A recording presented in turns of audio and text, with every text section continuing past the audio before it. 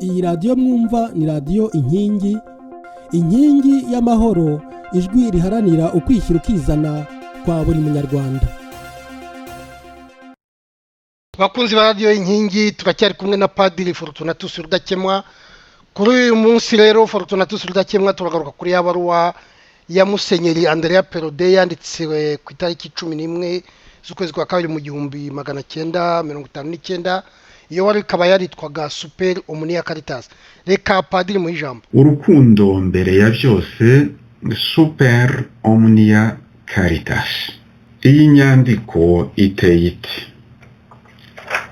igice cyayo cya mbere ni intangiriro, noneho igice cya nyuma ni umwanzuro. Hagati y'umwanzuro n'intangiriro hari ibice bitatu. Uko iyi nyandiko iteye, kuva ku ntangiriro kugera ku mwanzuro, ntabwo ari umwihariko wayo. Niko abayobozi ba Kiliziya bandika kugeza n'ubu. Niko yabaruwa twabonye ubushize y'abepiskopi ba Rwanda Burundi ku byerekeranye n'umuco wo kurwanya akarengane, sur la vertu de justice, nayo niko iteye. Na ya yindi y'abepiskopi ba Afurika Mbirigi nayo niko iteye. Amabaruwa menshi ya papa y'abepiskopi nuko abateye. Uti abateye gute? Babanza guhitamo ingingo. Ngiye kwandikira abantu kuri iyi ngingo: urukundo, kurwanya akarengane. Nyuma y'intangiriro bavuga icyo Bibiliya ivuga ku iyo ngingo bahisemo.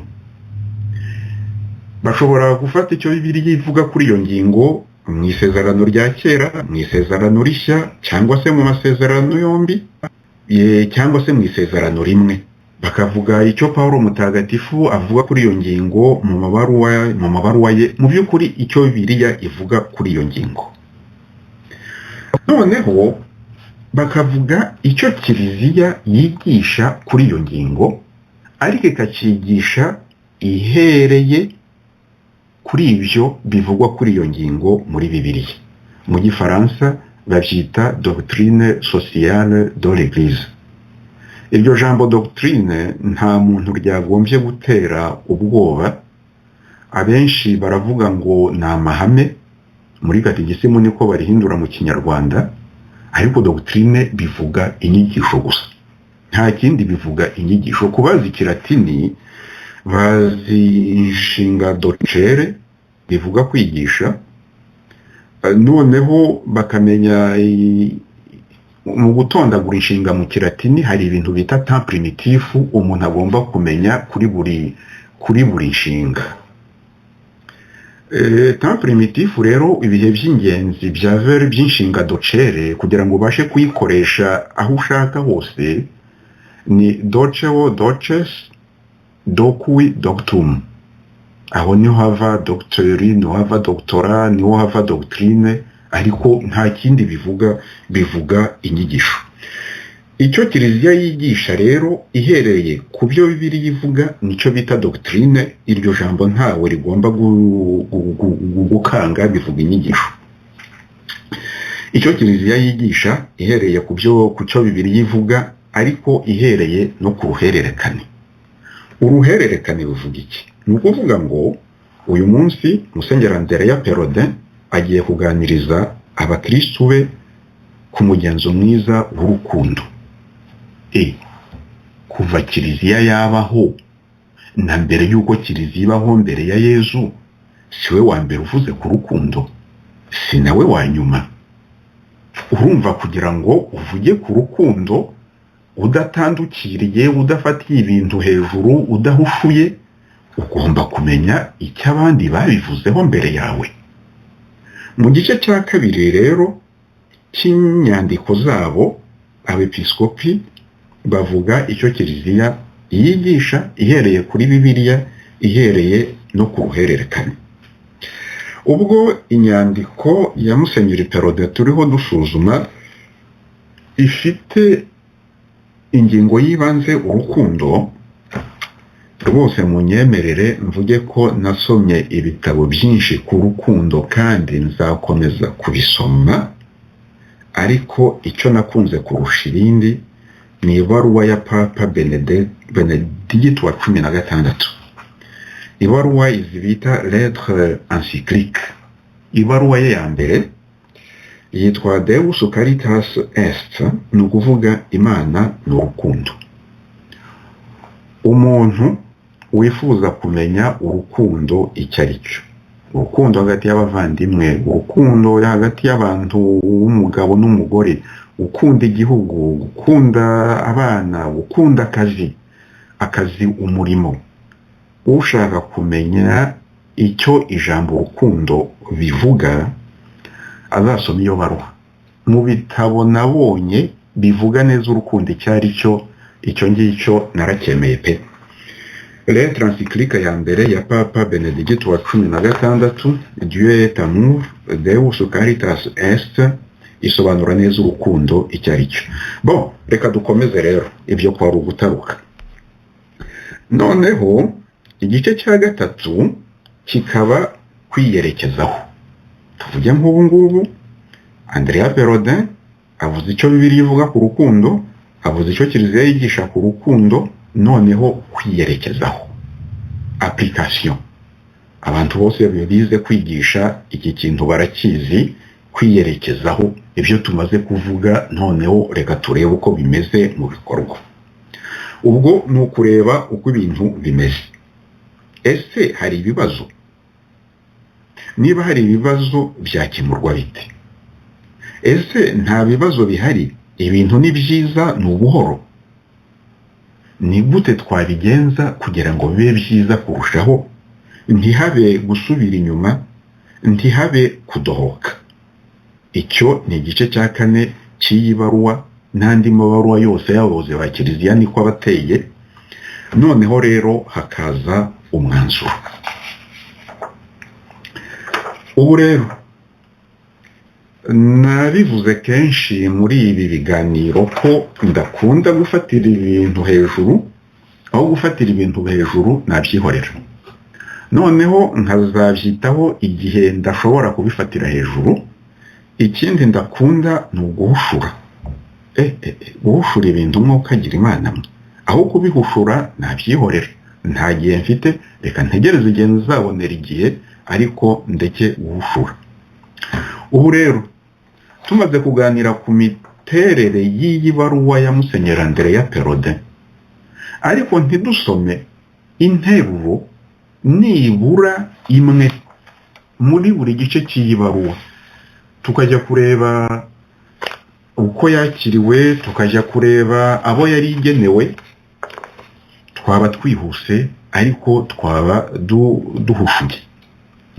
Ikindi gituma ngira ngo dusome interuro nibura imwe muri buri gice cy'iyi baruwa, nuko Abanyarwanda, mu kanya nakubwiye ngo bateye ukwabo urabihakana, Abanyarwanda ntabwo bakunda gusoma inyandiko n'ibitabo, nta gihe babibonera.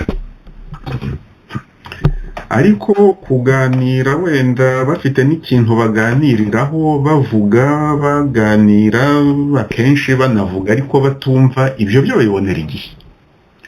Ariko gusoma inyandiko n'ibindi bitabo ntabwo bakunze kubibonera igihe, sinzi impamvu. Izo rero nizo mpamvu ebyiri ngira ngo dusome nibura interuro imwe muri buri gice cy'iyi baruwa ya Musenyeri Andrea Perrodin. Urabinyemereye? Komeza, ndimo ndakumva, rega nanjye ndimo ndiga. Urakoze, ariko uzi kwicisha bugufi ye. Bo, reka dukomeze. Igice cya mbere ni intangiriro. Intangiriro rero ni ukuramukanya, akavuga n'impamvu yahisemo kwandikira Abanyarwanda ku mugenzo w'urukundo. Aragira ati: Bakristu bana banjye, uyu mwaka turashaka kubasobanurira iby'umugenzo mwiza uhate iyindi yose. ingenzi mu migenzo urukundo. Igihe duhawe ubwepiskopi, icyaduteye guhitamo intego igira iti urukundo mbere ya byose, super omnia caritas, nuko twari tuzi ko uwo mugenzo mwiza nukurikizwa kigabo kandi ugakurikizwa na bose, ari wo uzaha u Rwanda rwacu kugubwa neza, ko ariho uzaha abanyarwanda bose n'imiryango bavukamo amahoro no kumererwa neza. Nubwo waba warabatijwe, urukundo rubuze, ubukristo buba bubuze. Urukundo rubuze mu miryango, mu bihugu, ntiwakwirirwa uhashakira amahoro, ukugubwa neza, amahoro by'ukuri. Agakomeza agira ati,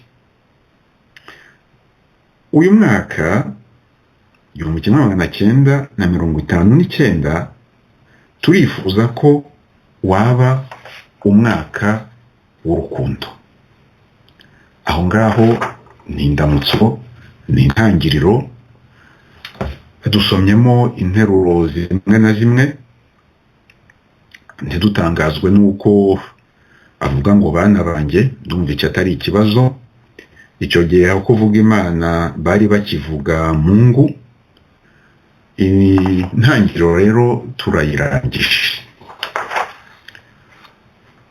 Ubu tujye twihuta rwose ku byo Bibiliya yigisha ku mugenzo mwiza w'urukundo. Musenyeri Andrea Perode atangira icyo gice agira ati urugero Yesu yaduhaye. Yakunze abantu kugera abapfiriye. Nguko urugero yaduhaye. Itegeko yaduhaye, mukundane nk'uko yabakunze. No, mukundane nk'uko nabakunze. Noneho Musenyeri Andrea Perode akagira ati birumvikana rero ko Yesu amaze kuduha urwo rugero yari afite ububasha bwo kuduha iri tegeko rye, ni mukundane ubwanyu nk'uko nabakunze. Kubera ko yaduhaye urugero, kora ndebe irutavuga numve, afite ububasha bwo kuduha iryo tegeko kuko yaduhaye urugero. Urumva ko ibaruwa niho igitangira, ariko Musenyeri Perode akagira ati twashoboraga kurangiriza uru rwandiko kuri aya magambo kuko byose biri muri iri tegeko, mukundane nk'uko nabakunze. Dukomeje kureba rero uko avuga iryo tegeko ry'urukundo, tugeze aho avuga ibyo Kiliziya yigisha kuri iryo tegeko ihereye ku bivugwa muri Bibiliya. Ahangaha yagarukiye ku isezerano rishya, yagarukiye ku nyigisho za Yesu. Noneho mu kuvuga ibyo Kiliziya yigisha ihereye kuri Bibiliya akagira ati twese uko tungana turi ibiremwa, tukaba n'abana ba Mungu, ni ukuvuga abana b'Imana. Akagira ati kugirira umuvandimwe wa Yesu neza ni ukuyigirira Yesu ubwe. Kugirira nabi umuvandimwe wa Yesu, kugirira nabi umuvandimwe wa Yesu ni ukuyigirira Yesu ubwe. Abaduteze amatwi ntibagire ngo ndi kwibeshya cyangwa ndi gusoma nabi, ndi kubisoma uko byanditse. Ni Ikinyarwanda cyo muri 59 kandi cy'umuzungu, birumvikana ko habamo utuntu tugoranye. Kugirira umuvandimwe wa Yesu neza ni ukuyigirira Yesu ubwe. Kugirira nabi umuvandimwe wa Yesu ni ukuyigirira Yesu ubwe. Avuga neza, avuga nabi, ntavuga ineza, ntavuga inabi, akavuga ngo ni ukuyigirira Yesu umwe. Icyo si ikibazo. Noneho akomeza agira ati ingingo z'umubiri usanga zisobekeranye neza zuzuzanya zumvikana, ntusanga zishihagurana. Mu gukomeza asobanura ibyo kiliziya yigisha ihereye kuri Bibiliya no ku ruhererekane, aragira ati kubimenya no kubyemera ntibihagije, tugomba kubikurikiza. Ati muri iki gihe cya kabiri rero cy'uru rwandiko turagira ngo tubibafashemo, tubibutsa ukuntu urukundo rugomba gucengera imigenzereze yanyu ya buri munsi, ibyo mukora byose ubwanyu, mu kubaho kw'imiryango no mu mibanire y'abaturage bose. Ubwo rero akagira ati urukundo rugomba kuva ku mutima kandi rukaba rushingiye ku Mana. Urukundo rugomba kuva ku mutima kandi rukaba rushingiye ku Mana. Aho niho nibyo asobanura avuga ngo abanga bagasuzugura mugenzi wabo mu mutima, nubwo yaba umwanzi, baba bishe uwo mugenzo w'urukundo. Abacira mugenzi wabo mu mutima urubanza batazi, bamukekera ubusa, baba bishe umugenzo w'urukundo. Abahimbira abandi ibinyoma, bakabacira ibitekerezo badafite, bakabumva nabi, cyangwa se bakagumana mu mutima wabo ibitekerezo byo kwihorera, iby'ishyari, nabo baba bangije umugenzo w'urukundo. Bakristo, nimugire urukundo mu mitima yanyu, kuko umutima ariyo nteko ya byose. Akagenda akagira ati urukundo mu mvugo. Ntimwibagirwe ko amagambo ashobora kugirira mugenzi wawe inabi itavugwa, nko kuvuga undi nabi, gukwirakwiza ibibi yakoze cyangwa umuhimbiye, gutandukanya abari bashyize hamwe, guteranya abandi, kubabaza undi nkana, kuvuga nabi ibyiza akora, kumutetesha icyubahiro. Bakristo, iyo muhuye mukunda kuganira kandi nta kibi kirimo, ariko mujya mwirinda gucumura kuri Mungu, ni ukuvuga ku Mana, mu biganiro byanyu, mwirinda kuvuga abandi nabi. Ubwo Musenyeri Andrea Perode akomeza asobanura ibyo kiliziya yigisha ku mugenzo w'urukundo ihereye kuri Bibiliya no ku ruhererekane, akavuga ngo urukundo mu bikorwa. Gukunda mugenzi wawe mu mutima no mu magambo ntibihagije, tugomba no kubigaragariza mu bikorwa. Hariho abakristu baca iruhande rw'abantu bari mu byago, ntibabiteho habe no kubareba. Habaho ndetse n'abaseka abakene, ibimuga, n'abo ibyago byatahiye. Abo saba Yesu. Agakomeza avuga ngo, ndavuga mu Musenyeri Perode, urukundo ntirurobanura.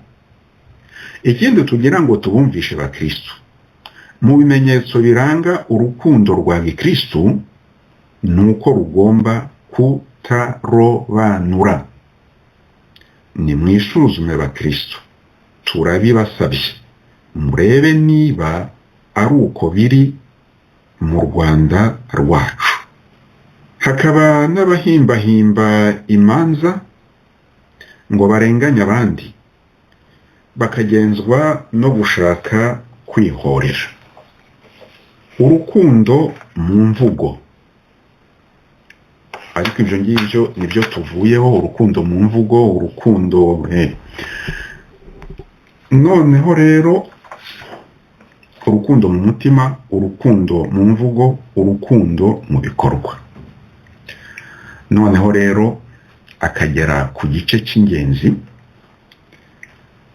aho agira ati tubyiyerekezeho,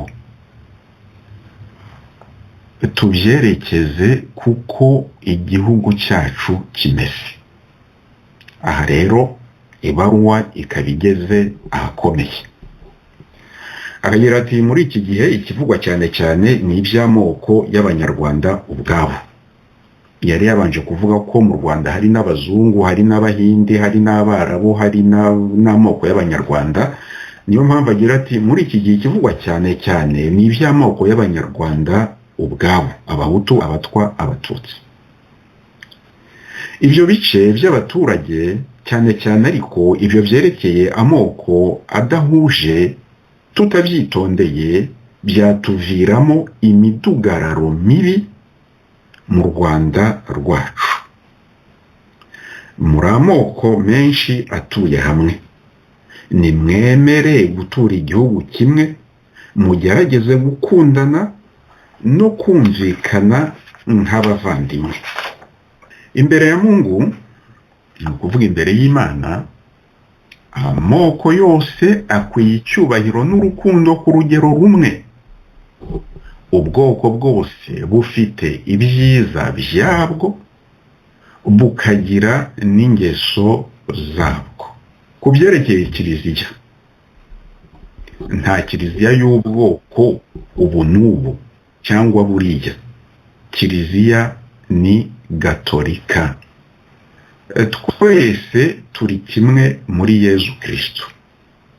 Kiliziya rero si y'ubu bwoko kuruta buriya, ni y'amoko yose. Yose iyakunda kimwe, yose iyashyizeho umutima mu rugero rumwe. Mu Rwanda rwacu, ukutareshya kw'abaturage guturuka ahanini kuko ubukire, ubutegetsi bw'igihugu ndetse no mu by'ubucamanza byiganje mu bwoko bumwe bw'abaturage. Ibyo ntibitangiye none, twabirazwe n'u Rwanda ruhise. Ibyo byahise nta kamaro gukomeza kubigiraho impaka, ariko birumvikana ko aho Rwanda igeze ubu, ubwo butegetsi n'ukubaho kwarwo byo hambere byihuje n'ubutegetsi bwiza igihugu gikeneye. Ariko birumvikana ko aho Rwanda igeze ubu, ubwo butegetsi n'ukubaho kwarwo byo hambere bitagihuje n'ubutegetsi bwiza igihugu gikeneye. Umwepiskopi uri mu mwanya wa Kiliziya yagenewe ibihuza abantu na Mungu, ntashinzwe gutegeka cyangwa kwerekana uko ibyo bigomba gutunganywa, ariko ashinzwe kwibutsa ababibazwa bose, baba abategetsi, baba abayobora amashyaka, itegeko ry'urukundo n'ubutabera mu mibanire bigomba kuyobora bose uko Mungu abitegeka. Iryo tegeko rishaka ko amategeko y'igihugu aha abaturage bose mu bice byose uburyo bumwe bwo kujya mbere no kugira ijambo mu byerekeye imiyoborere y'igihugu batuyemo. Amategeko yakwimika ibyirobanura, akabera, akarengera bamwe cyangwa ibice bimwe by'abaturage, yaba acishije ukubiri n'inyigisho z'ubukristo. Akomeza agira ati ntibyaba kugenza gikristo gushinga umuntu umurimo w'ubutegetsi atabishoboye, abitewe gusa n'ubwoko bwe n'ubukire bwe cyangwa se n'ubutoni agufiteho, utitaye ku kureba ko uwo murimo awufitiye ubushobozi n'imigenzo myiza imuranga. Kiliziya yemera ko igice cy'abaturage bafite icyo bahuriyeho, baharanira ibyabungura iyo bikozwe mu buryo bwiza kandi butunganye, nko kurengera imiryango n'amashyirahamwe yabo. Ariko Mungu yanga ababizanamo inzangano, agasuzuguro, umutima wo guteranya, bitandukanya abantu, kubeshya no guhimbira abandi. Bakristo rero muramenye ntimukumve ababatoza kwanga no gusuzugura abandi ngo ni ugushaka kurwanira ishyaka igice barimo. Icyagirira igihugu cyose akamaro ntigishobora kuva ku myiryane itavaho, ahubwo gituruka gusa mu gufashanya k'ukuri kwa kivandimwe bishingiye ku gusangira mu butabera n'urukundo ibintu n'ubutegetsi mu gihugu. Ubwo hakaza umwanzuro, hano babyita umusozo. Ariko padi umuntu yavuga ko Musenyeri André Perraudin ijambo rye ryari premonitoire, umuntu yavuga ko ari nk'umuhanuzi avuga ati mukundane naho ubundi ibintu murimo bizabageza kure, wagira ngo ni umuhanuzi. Nagiye nsoma interuro zimwe na zimwe, ariko ibyo uvuze nawe arabivuga mu ntangiriro ati abanyarwanda rwose yagiraga ati niba nta rukundo biragenda nabi. Ubwo rero tugeze ku musozo, mu musozo akagira ati nyaboneka nimukurikize itegeko ry'urukundo, nibwo buzima, nibwo bukristo, niwo munezero. Hanyuma akagira ati mbahaye umugisha wa kibyeyi.